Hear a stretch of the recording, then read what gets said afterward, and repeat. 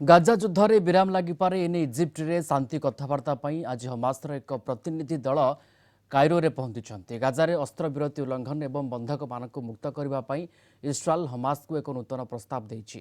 ଆଲୋଚନାରେ ବହୁ ଦିନ ଧରି ଗତିରୋଧ ପରେ ଏବେ କୁହାଯାଉଛି ଇସ୍ରାଏଲର ନୂତନ ଶାନ୍ତି ଯୋଜନାରେ ହମାସକୁ କୌଣସି ବଡ଼ ସମସ୍ୟା ନାହିଁ। କୁହାଯାଉଛି ଏହି ନୂତନ ଶାନ୍ତି ପ୍ରସ୍ତାବରେ ଶତ୍ରୁତାର ସମାପ୍ତି ପାଇଁ ନୂତନ ଶବ୍ଦ ବ୍ୟବହାର କରାଯାଇଛି। ଏପର୍ଯ୍ୟନ୍ତ ହମାସ ଗାଜାରେ ସ୍ଥାୟୀ ଅସ୍ତ୍ରବିରତି ଦାବି କରି ଆସୁଛି। ଅନ୍ୟପକ୍ଷରେ ଆମେରିକାର ବୈଦେଶିକ ସଚିବ ଆଣ୍ଟୋନି ବ୍ଲିଙ୍କେନ୍ ବର୍ତ୍ତମାନ ସାଉଦି ଆରବର ରାଜଧାନୀ ରିୟାଦରେ ଅଛନ୍ତି ଏବଂ ଗାଜା ପ୍ରସଙ୍ଗରେ ଆରବ ନେତାଙ୍କ ସହିତ ସମାନ୍ତରାଳ ଶାନ୍ତି ଆଲୋଚନା କରୁଛନ୍ତି।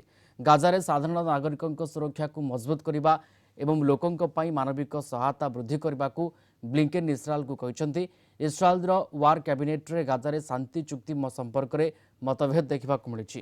ଗୋଟିଏ ଗୋଷ୍ଠୀ ବନ୍ଧକ ମୁକ୍ତ ହେବା ଏବଂ ହମାସ ସହିତ ଚୁକ୍ତିନାମା ଦାବି କରୁଥିବା ବେଳେ ଅନ୍ୟ ଦଳ ରାଫାରେ ଆକ୍ରମଣ ନ କରିବାକୁ ଲଜ୍ଜାଜନକ ଆତ୍ମସମର୍ପଣ ବୋଲି କହୁଛନ୍ତି।